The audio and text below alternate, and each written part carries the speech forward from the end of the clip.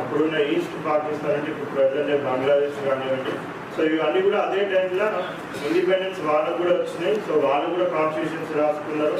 So మన కింద ఉన్న శ్రీలంక కానివ్వండి, సో ఎన్నో నేబరింగ్ కంట్రీస్కి అందరికి కూడా అప్పుడే ఇండిపెండెన్స్ వచ్చేసి వాళ్ళు కూడా సో ముందు వెంట వచ్చి వాళ్ళందరూ కూడా ఈ కాన్స్టిట్యూషన్స్ రాసుకోవడం జరిగింది. బట్ మన కాన్స్టిట్యూషన్ ఎంత స్ట్రాంగ్ అంటే కూడా ఇయర్ బై ఇయర్ మన టోటల్ అందరూ కూడా ఇంటిగ్రేట్ అయిపోతా.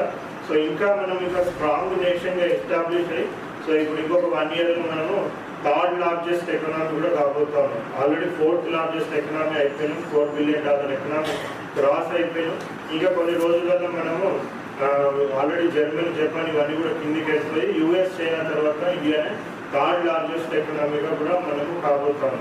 ఒక ఎస్పెషల్లీ తెలంగాణ లాంటి రాష్ట్రంకి అప్పుడు హైదరాబాద్ సంస్థానము భారతదేశంలో విలీనం కావడం జరిగింది. సో 1947లో మనకి ఇండిపెండెన్స్ వస్తే 1948లో చాలా మంది కూడా సంస్థానాలన్నీ కూడా భారతదేశంలో విలీనం కావడము. సో ఇప్పుడున్న భారతదేశం ఫార్మ్ కావడం అంతా కూడా ఫుల్ ఫ్లెజ్గా మనకి 1948లో జరిగింది.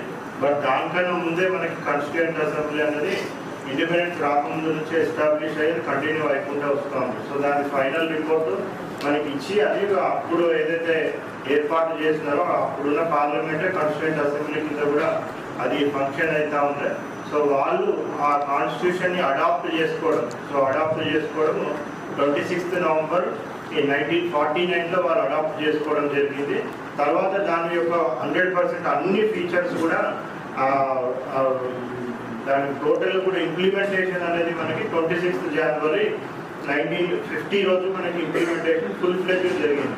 సో దానికన్నా ముందు కొన్ని ఫండమెంటల్ రైట్స్ అటువంటి కొన్ని ఇంపార్టెంట్ ఆర్టికల్స్ మాత్రం 26th November నుంచే స్టార్ట్ అయిపోయినాయి. సో ఇవన్నీ కూడా చాలా చరిత్రాత్మకమైన ఇయర్స్.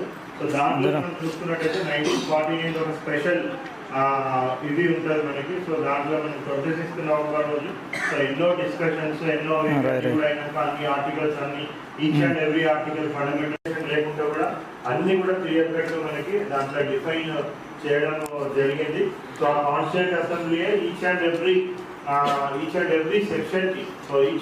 సెక్షన్కి సో వాళ్ళు డిఫరెంట్ కమిటీస్ ఏర్పాటు చేసుకొని ఆ కమిటీస్కి solemnly resolved to constitute India into a sovereign, socialist, secular, democratic republic, and to secure to all its citizens